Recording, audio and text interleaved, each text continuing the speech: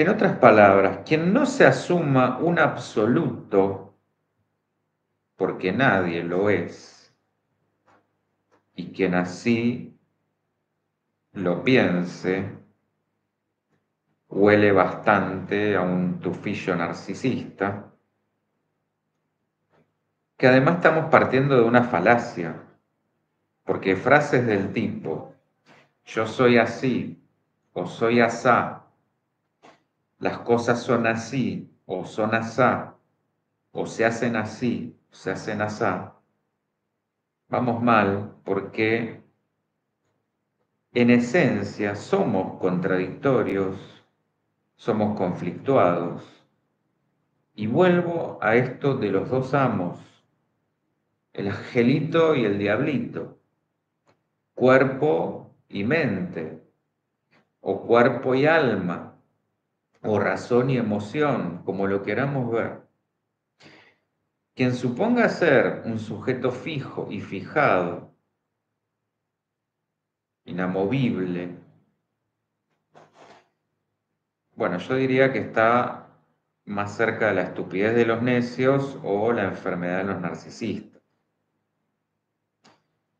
La diferencia radical acá es que todos tenemos valores que hacen a nuestro núcleo más profundo, lo que conforma nuestra personalidad o nuestro ser y nuestra estructura psíquica.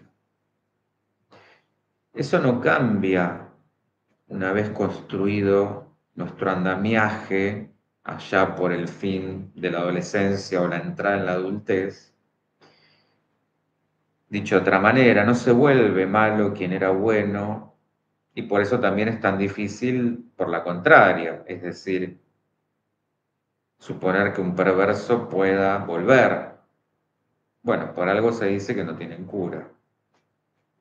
De paso, vean la charla de perversos, psicópatas y narcisistas. Por eso yo estoy hablando de valores, no de pensamientos o de emociones que son absolutamente efímeras y cambiantes. Debiera, ahí sí, en todo caso, asustarnos una persona que siente igual a los 40 que a los 20, porque significa que no ha crecido nada. Este es el punto. No solo que es esperable, sino que es inevitable y deseable que alguien vaya modelando y cambiando su pensamiento y su sentir a lo largo de su vida. Y eso no lo hace un tibio o, como decimos acá, un panqueque. Empezar a ver el otro lado de las cosas, la otra perspectiva, la otra cara, nos permite integrar esa sombra que por rechazarla en nosotros proyectamos en otros y por eso nos enoja, porque nos muestra un aspecto propio no conciliado. Lo voy a graficar con ejemplos. No hablo acá de temas banales como idolatrías, antagonismo que son artificio de la cultura y que tienen que ver más con una identificación adolescente de pertenencia, no. O incluso en esos ejemplos banales se da también ahí el que si sos de uno no podés ser del otro. El mejor ejemplo es la música. ¿Quién no ha peleado porque si te gustaba una cosa no te podía gustar la otra? El ejemplo típico, Beatles o Stones. Tenías que elegir un bando, no te podían gustar los dos. Eras de uno o de otro porque eso se suponía que decía cosas. Bueno, a estos niveles de tontería. Y no hablo de eso, hablo de cosas verdaderamente centrales como posicionamientos de tipo moral, ideológicos o psicológicos. Todo lo demás puede ser pasajero y superficial, y por lo tanto pasible de cambio. Voy a que quien tiene sus límites bien delineados, hay determinados principios que no se venden. Esas sí son las áreas absolutas. como decir,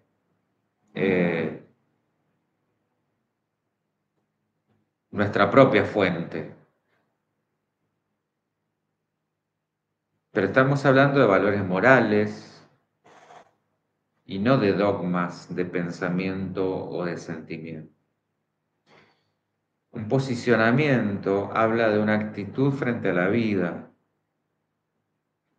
cómo me paro, una actitud existencial, en base a la construcción de un modelo de ser al cual voy a respetar y ser leal más que a nada en el mundo, porque es la medida por la cual la persona se va a proyectar al mundo. Si alguien no puede estar en sintonía consigo mismo, el saber de esa traición hacia uno no la puede esconder de nadie y se va a sentir un farsante. Pues esto no se trata de quien supone que se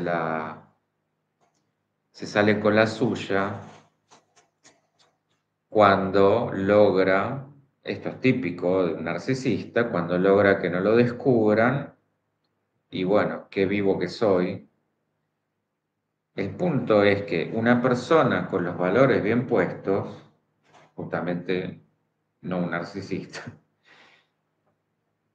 su principal punto de medida es sí mismo. Entonces, no importa que nadie lo note, porque él sí lo nota. Este es el punto. Exacto. Los valores morales no se negocian con nadie, porque esa persona no podría dormir en paz o mirarse al espejo con un mínimo de dignidad.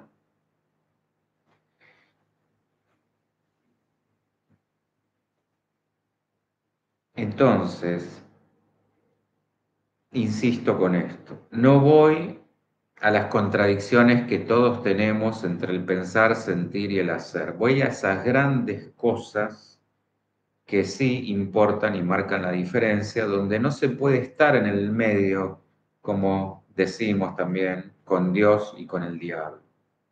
Hay cosas en las que hay que tomar partido y este posicionamiento del que estoy hablando. Alex, el poder trascendente del amor como fuerza integradora que nos une a todos y cada uno. El equilibrio en la diversidad. Sí, y eso parte del amor a uno mismo. ¿Qué es esto? El respeto por los propios valores. Y a partir de ahí uno puede amar de una manera sana. Entonces, para que quede claro, todos somos grises, nadie es 100% bueno o 100% malo. Esto es irreal. Pero sí debo tomar partido en quién quiero ser y trabajar cada día por ser un poco más bueno, un poco mejor. No me puedo quedar en soy ambos, hago ambos. Soy 50% blanco, 50% negro, 50% bueno, 50% malo. Acuérdense que uno ama como es. Entonces esto sería como decir que si soy mitad y mitad, bueno, mi amor entonces es mitad y mitad. Y vuelvo al ejemplo de la temperatura, con el principio de polaridad. ¿Dónde podemos decir que termina el frío y empieza el calor? ¿Y dónde, en este caso, que termina el odio y empieza el amor? ¿O que termina el amor malo, entre comillas, y empieza el amor bueno? Bueno, por supuesto, cada uno va a tener sus parámetros y podremos coincidir o no, pero lo que hace toda la diferencia va a ser la recurrencia, la intención y la autocrítica. No es lo mismo que de cada 10 acciones, 7 son malas a una situación que se repite excepcionalmente. Por algo, el manual diagnóstico de enfermedades mentales habla de un criterio general.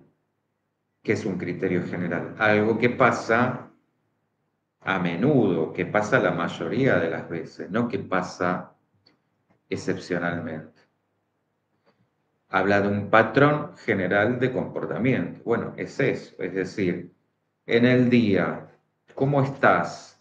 De las, no sé, supongamos 16, 17, 18 horas de vigilia. ¿Cuál es tu estado de ánimo preponderante? Y bueno, si de las 16, 17, 18, 15 horas estoy con el ánimo para atrás, bueno, eso habla de un patrón general de comportamiento. Si estoy el 80%, el 70% del tiempo irritado, irascible, malhumorado, enojado, eso habla de un patrón general de comportamiento. Ahora, si decir cada tanto me enojo, no dice nada, dice algo que nos pasa a todos. Sería irreal suponer que alguien no se enoja nunca. Este es el punto. Y por supuesto no es lo mismo actuar de mala fe, es decir, sabiendo dónde atacar y encontrar un goce en ello, que equivocarse y excederse, y por supuesto genial, el que sepa contenerse. Esos, yo diría, merecen un reconocimiento especial porque aprendieron a que el amor implica un gran poder, tanto creativo como destructivo. Y no es lo mismo, en este tercer ítem que yo decía, la autocrítica, quien se revisa y trabaja en sus errores, a quien solo los ve en el otro, como, vuelvo a los narcisistas, mientras ellos son perfectos. Entonces, está muy bien hacer de uno una suerte de mayéutica o una dialéctica o una síntesis de sus pensares, sentires y especialmente de sus haceres, dejándolos abiertos a seguir cuestionándose y ampliándose, aunque eso equivalga a cambiar de ideas y sentires y por ende de haceres, porque de hecho así avanza la ciencia y así avanzamos nosotros. No hay ni siquiera ninguna teoría científica que permanezca inmutable por toda la eternidad. Esto se va todo el tiempo revisando y reformulando.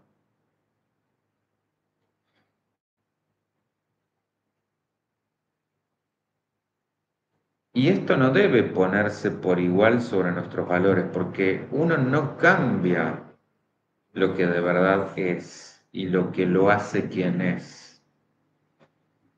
¿A qué voy con esto? Piénsenlo así, no es lo mismo decir, imagínense cuando nos preguntan cómo es tal o cual persona. No es lo mismo que nos refiramos a esa persona como alguien, no sé, alegre, triste, inteligente, exitosa, mujeriego, trabajador. Todo esto que muchas veces uno supone que describen a una persona, pero si lo pensamos no hace más que emociones y adjetivos que son circunstanciales, es decir, condicionados a un tiempo y a un espacio. ¿Por qué? Porque esa misma persona en otro contexto puede ser absolutamente opuesta y hacer que sintamos que en realidad no lo conocemos y que ahora es esta otra. y tampoco. De vuelta, las emociones son estados de ánimo que fluctúan. La inteligencia se puede construir y se puede desarrollar. Y ni hablar de las otras cualidades. El éxito puede ir y venir, la plata puede ir y venir. Quien fue mujeriego puede dejar de serlo, si le interesa trabajar ese aspecto. Quien fue trabajador en un contexto puede no serlo en otro, desmotivador o, no sé, atravesado por una depresión. Alex, ¿la maldad con alevosía es patológica, genética o espiritual? ¿Qué opinas? Hay un poco de todo ahí, ¿eh? Mira, si vamos a... Te recomiendo que veas la charla de psicópatas perversos y narcisistas. Es un combo. Hay, justamente, es multicausal. Eh, es un poco de, como diría Sartre, lo que hicieron de nosotros, es decir, factores ambientales, hay componentes genéticos y también, ya que estamos, puede haber componentes espirituales. Estamos hablando concretamente de karmas pesados, que donde no hay, si no hay un aprendizaje, vamos a decirlo así, si el yo de la personalidad se revela o piensa que es más importante, estamos hablando del ego, el ego inferior, que el yo espiritual, que el ego superior, ahí es donde está el conflicto, justamente. Es como decir, no, no, acá mando yo, entonces no acepto. Piensen en la caída de Lucifer, el mito. Cae por soberbia, no acepta de ninguna manera que se equivocó y que hay que pagar consecuencias. Un narcisista hace lo mismo. ¿Cuál es el pecado del narcisista? Grandiosidad. Se siente en el fondo tan poca cosa que demuestra ser aparentemente mejor que todos, o eso pretende, y nunca va a reconocer que, porque eso lo llevaría a una tremenda angustia. Y como la angustia genera dolor, y el dolor hay que atravesarlo, y esto implica de dónde viene el dolor, duelo, hay un rechazo que ahí sí es prácticamente patológico a no tolerar esto, entonces, bueno, sigo en la mía. Como decir, siguen a muerte y cada vez es peor. Entonces, se va generando un círculo vicioso de karmas cada vez más pesados, por ende cada vez más resentimiento, más furia, por ende menos capacidad de introspección, menos capacidad de revisión, menos capacidad de decir, che, la verdad que me estoy equivocando, se termina convirtiendo en un camino sin retorno. ¿Está? Por eso es tan difícil. Si ves esa charla, a la conclusión que llega Lacan es que la única manera que un perverso pueda volver es que conecte con algo de angustia, pero una angustia legítima, no la angustia teatral para convencer al terapeuta de turno de que está cambiando o de que cambió. Tiene que ser una angustia que de verdad lo estremezca. Como, ¿se acuerdan de el cuento de Navidad? Un poco sería la última historia cuando se confronta con la muerte. Sería eso.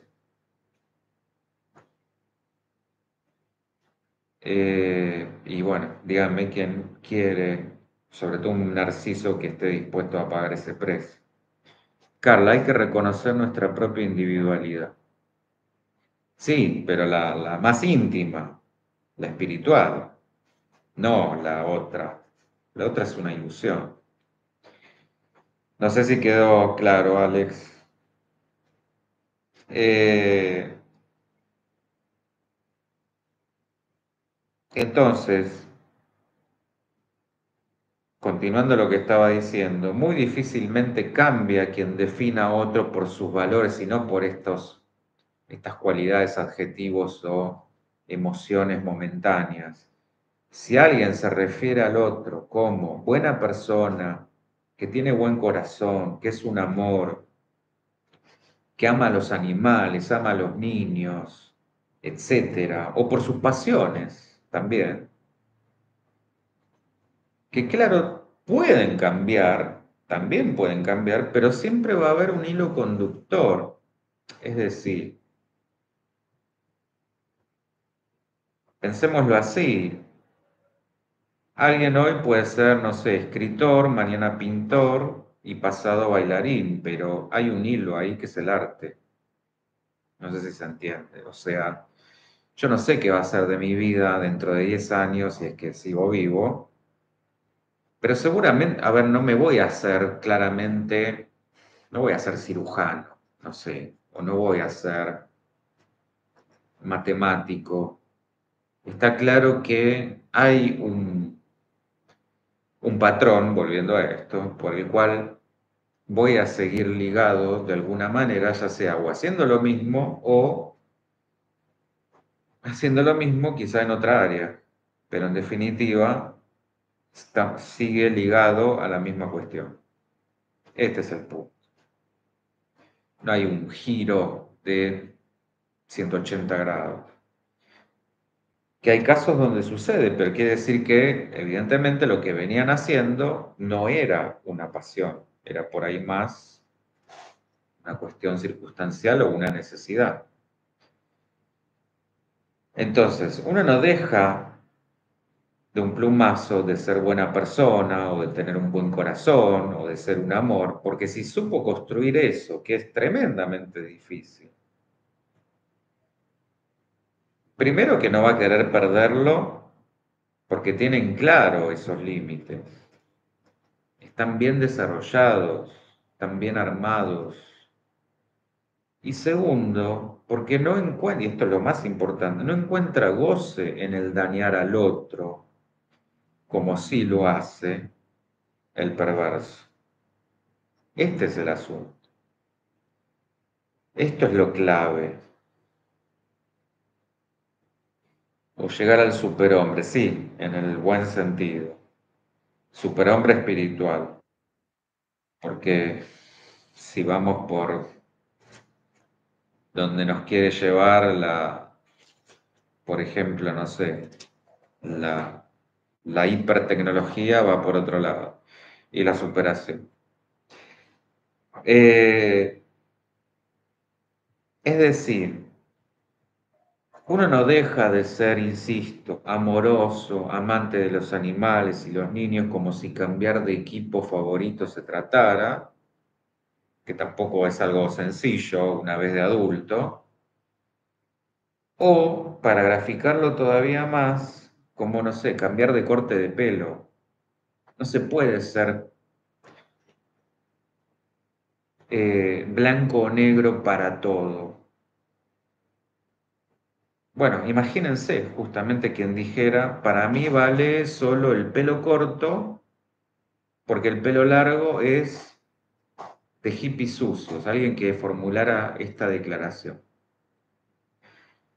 Bueno, quien así lo hiciera estaría conduciendo su vida en base a plenos prejuicios.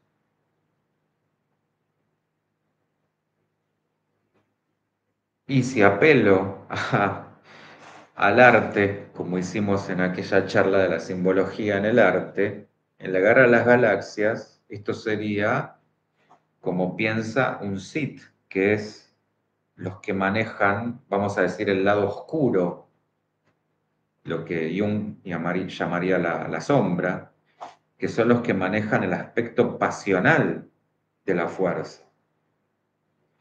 Solo un Sith piensa en absolutos. Bueno, la pasión en su medida tiene muy buena prensa, pero en su desmedida es como la pasión de Cristo o los crímenes pasionales.